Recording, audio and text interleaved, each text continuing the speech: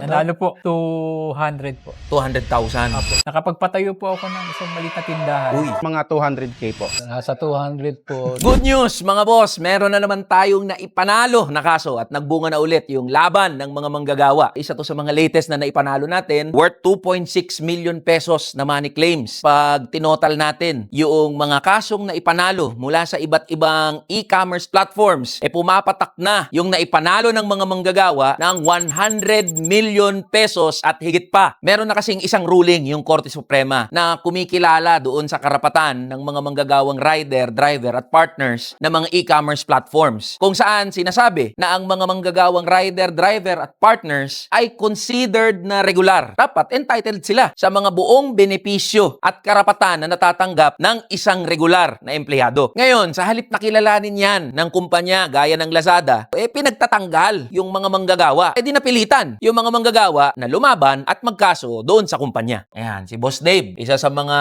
pumaldo to Nanalo. Nanalo po. Kami po ay lumaban ng almost ilang taon po. Kami po ay nabigyan ng NLRC through kamanggagawa po. Nanalo po ang kaso namin. Nakapagpatayo po ako ng isang maliit na tindahan. Uy, magkano yung money claims na yun? 200 po. 200,000. Apo. Pero may ongoing pa na kaso, di ba? Illegal dismissal po. 2024 pa po. Magkano na pumapatak na computation nito? Mga 1.7. So, pumapatak na nasa 1.7 million pataas. Apo. Pag nanalo yun, anong plano mo doon? Maliit na grocery na po. Ayun.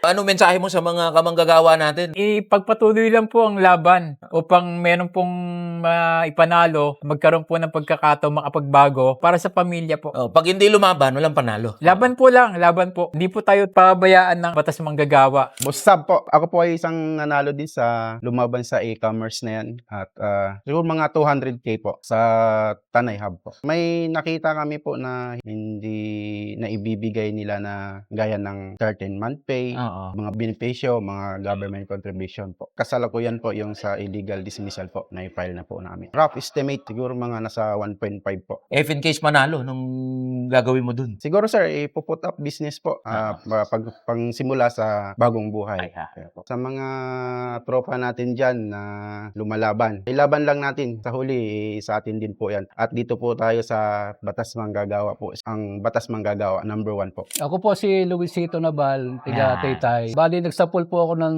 2016. Nag-illegal dismissal po kami. Opo. Magkano na yung panalo mo sa money claims? Nasa 200 po. Yung money claims, ito yung sa sahod, benepisyo, 13th month pay, at iba pa na entitled yung mga regular na mga empleyado. Meron pa pong ongoing po kami. Mga magkano estimate Sa nun? estimate ko po, mahigit din naman mga 1.7 po siguro. Nung una po, maganda yung aming takbo sa kumpanya. Bandang huli po, lumit na lumit yung aming araw na itinatakbo. At hindi po kami pababayaan ng batas manggagawa.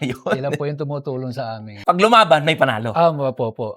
May pag-asa. Ito mga boss, yung patunay na kapag lumaban ang mga manggagawa, may panalo. Kapag pinili ng mga manggagawa na tumindig at ipaglaban yung kanilang karapatan, isasamahan ng kamanggagawa hanggang dulo. Kaya sa mga bossing natin na may reklamo sa kanilang kumpanya at gustong lumaban para sa kanilang karapatan, nakikita nyo po sa inyong screen yung link kung saan kayo po pwedeng magsumbong. Kaya mga boss, laban manggagawa! Tara na, kamanggagawa.